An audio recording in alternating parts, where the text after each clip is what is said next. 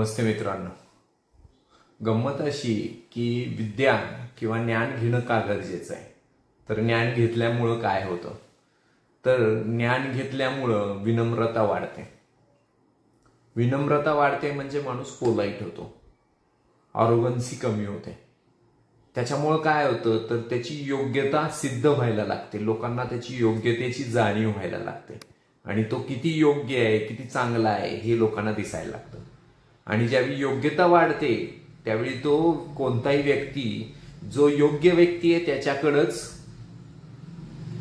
खरेदी करतो किंवा त्याच्याबरोबरच व्यापार करतो. आणि तो व्यापार किंवा खरेदी करण्याचा फायदा हा होतो की त्याची धनप्राप्ती वाढते.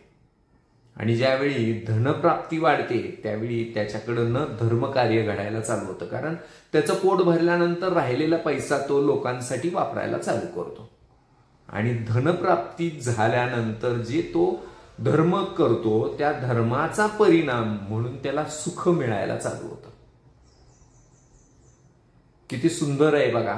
विद्या वाढली, विद्या घेतली की विनम्रता वाढली, विनम्रता वाढली की योग्यता आली, योग्यता आली की धनप्राप्ती झाली, धनप्राप्ती झाली की त्याने धर्म केला आणि धर्म केला की त्याला सुखप्राप्ती होते.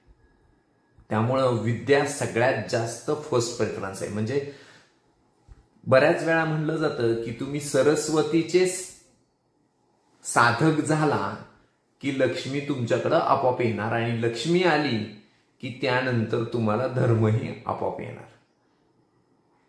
त्यामुळं या दृष्टीने विद्या घ्यायला कुठंच कमी पडू नका. आम्ही जे हे काही देतो आहे युट्यूबवर हे एक प्रकारची विद्याच आहे. त्या विद्येचा उपयोग तुम्हाला या सर्व गोष्टी म्हणजे विनम्रता, योग्यता, धनप्राप्ती, धर्मकार्य आणि सुख मिळवण्यासाठी नक्कीच होणार आहे. त्यामुळं तुम्ही आमच्या युट्यूब चॅनलमधनं कंटिन्यू विद्या घेत राहा.